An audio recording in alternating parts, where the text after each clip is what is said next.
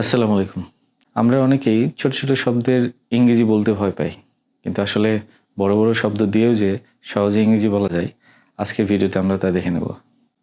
প্রথম শব্দটি হলো অ্যাবর্ট। অ্যাবর্ট শব্দের অর্থ হলো বন্ধ করে দেওয়া বা বাতিল হয়ে যাওয়া। যেমন শেষ মুহূর্তে অভিযানটি বাতিল করতে হয়েছিল। The mission had to be aborted at the last minute. পরের শব্দটি হলো আর্কেইন। আর্কেইন শব্দের অর্থ হচ্ছে রহস্যময়।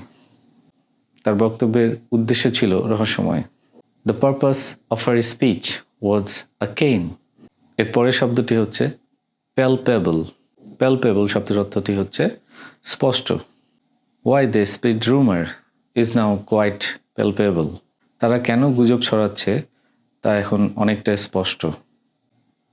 অ্যাসিনাইন এর শব্দের অর্থ আসলে হচ্ছে ভেরি স্টুপিড, মানে চরম বোকা। ওই সময় আমি চরম বোকা ছিলাম। I was asinine at the time. এর পরের শব্দটি হচ্ছে অসপিসাস।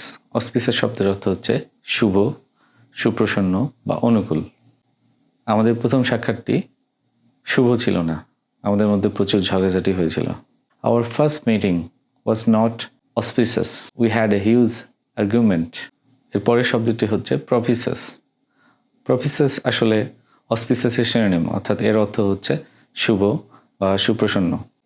আমার মনে হয়েছিল যে এটা বড় বিনিয়োগ করার জন্য অনুকূল সময় নয়। I thought it was not a propitious time to make a big investment. পরের ওয়ার্ডটি হলো কলেরিক। কলেরিক শব্দের অর্থ হচ্ছে ভেরি অ্যাংরি, যার বাংলা অর্থ হচ্ছে বদমেজাজি বা রকচটা। মাঝে মাঝে আমি বদমেজাজি হয়ে যাই। Sometimes I get choleric. আজ এই পর্যন্তই।